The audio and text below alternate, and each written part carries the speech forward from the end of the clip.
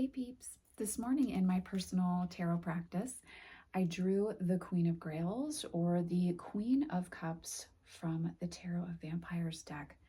And I wanted to share some personal reflection on the energy of the Queen of Grails, on sisterhood and feminine relationships, and a little bit about working with the court cards. So we're going to kind of hit a lot of different spaces today in this video. I have found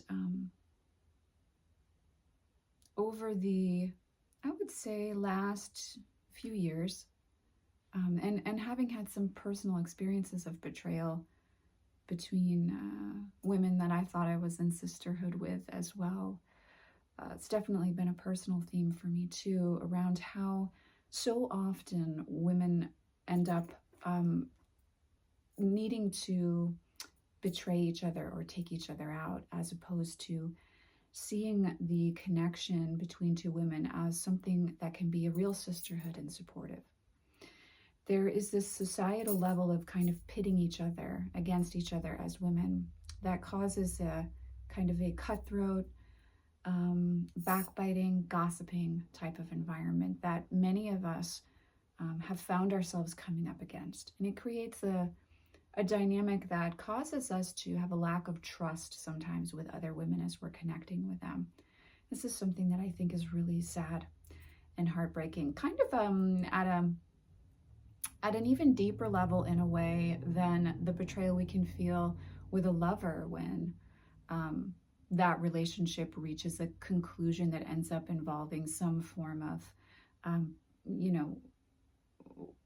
deep emotional wounding and hurt. Personal wounding and hurt, oftentimes betrayal, right?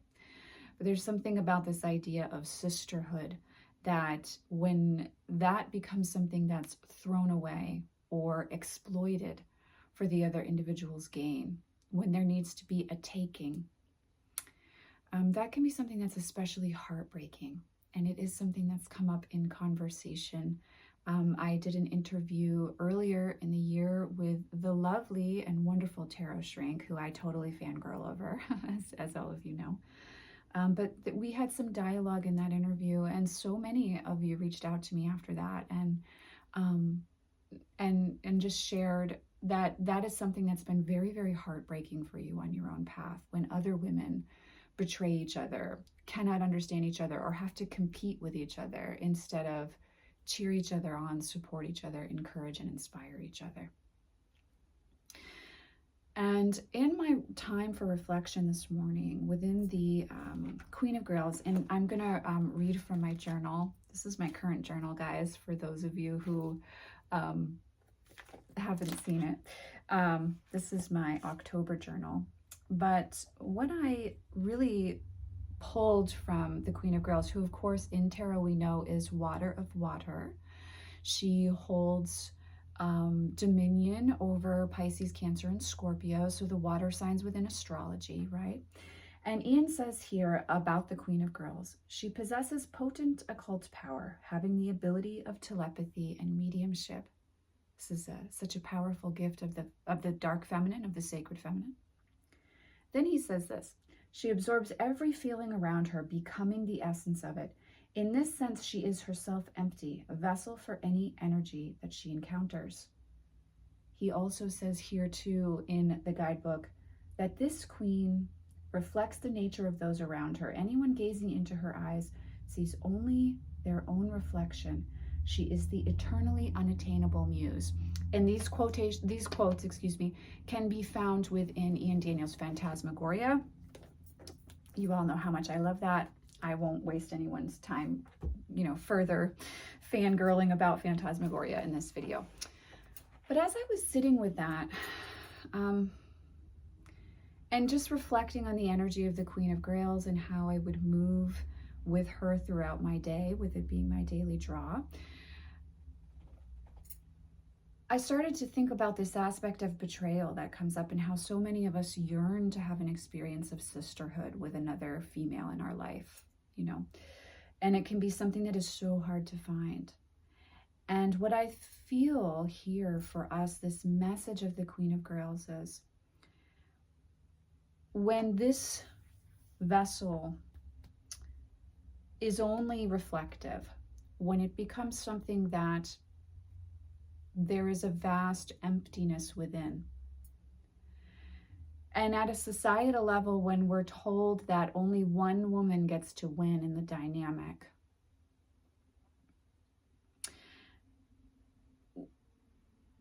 sometimes we have to take someone else's fire in order to feel that we have anything worth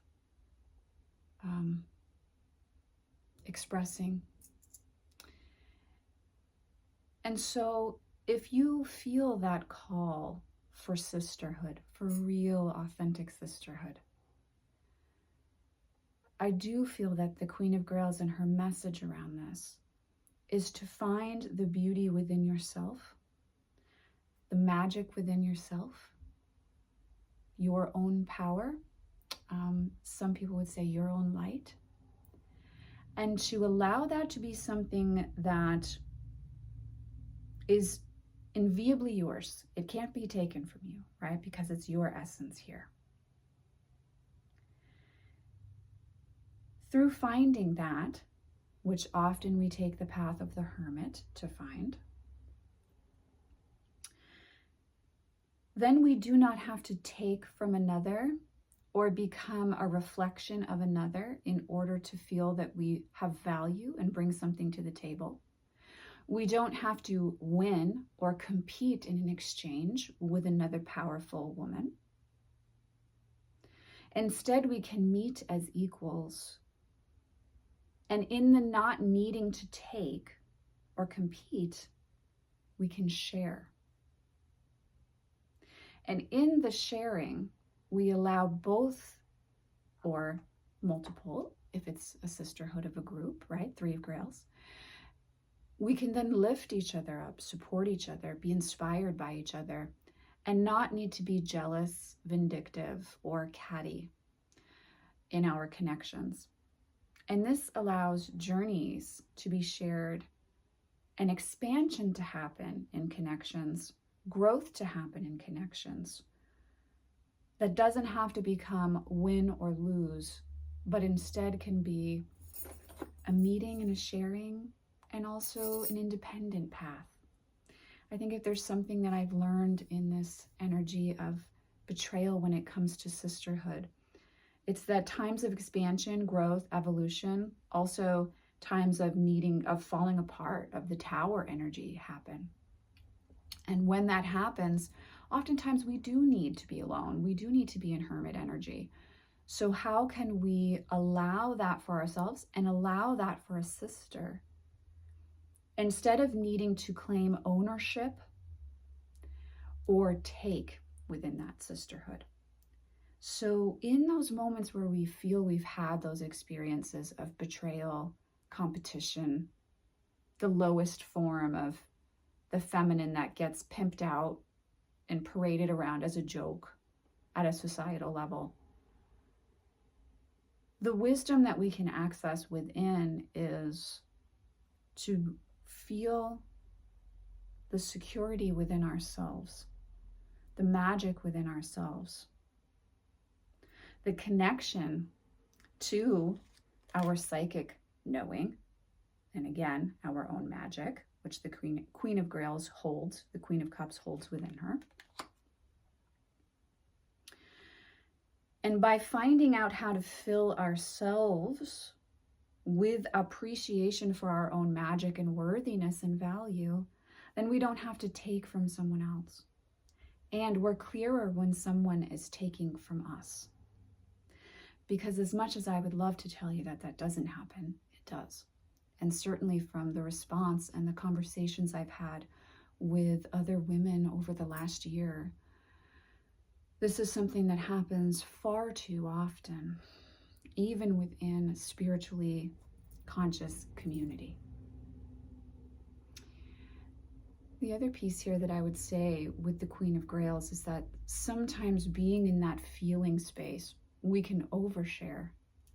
And there are some things that perhaps don't need to be shared, even in sisterhood or friendship, or that we can hold as sacrosanct within the connection that doesn't need to be pimped out to others in order for us to feel like we're special enough to be in that person's sphere of influence.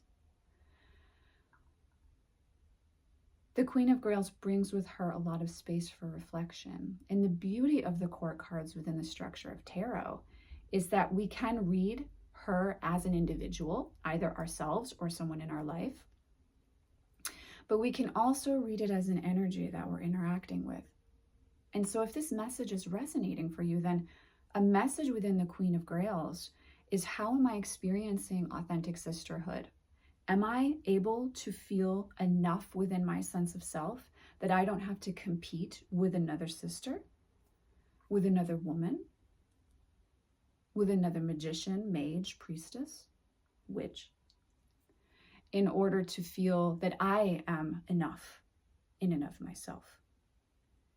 And if you are experiencing the flip side of the betrayal, the being betrayed, the being taken from, the being taken advantage of, if you're bumping into someone else's jealousy there, how can you value yourself enough to protect yourself and not be taken advantage of in the way in which the Queen of Grails in shadow can sometimes allow herself to be taken from? The mirror principle within a lot of New Age teaching, I don't agree with. I don't think that everything that happens is a mirror for what we need to fix within ourselves at all. I actually think it's quite a detrimental teaching.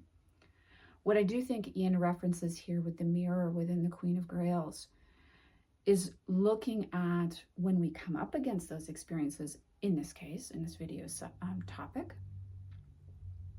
how can we feel enough within ourselves? How can we grow our own magic and self-trust? And how can we have healthy boundaries and magical protection for ourselves in those instances when it is called for? Because I can assure you, there are instances when we do need to protect ourselves. And oftentimes, sometimes that does happen within the connections that we would consider sisterhood.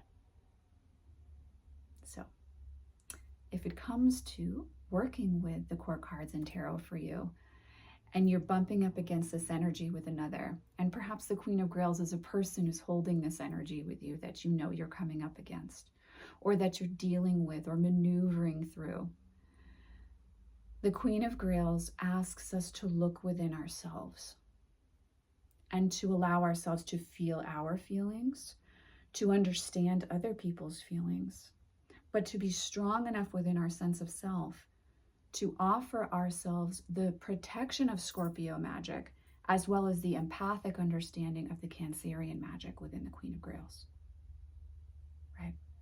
So there's this beautiful balance we can find within the court cards of tarot. There's a balance we can find within sisterhood.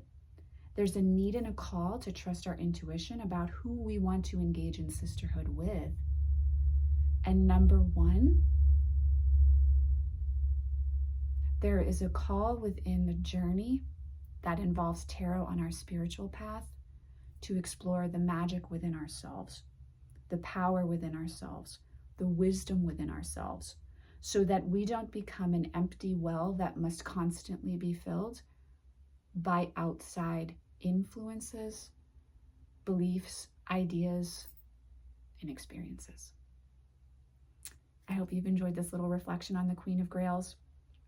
If you enjoyed what we talked about in this video, I definitely recommend checking out Ian Daniels' Phantasmagoria book, which is the guidebook for the Tarot of Vampires deck. I am sending you all, as always, much love and many blessings, and I will see you in the next video.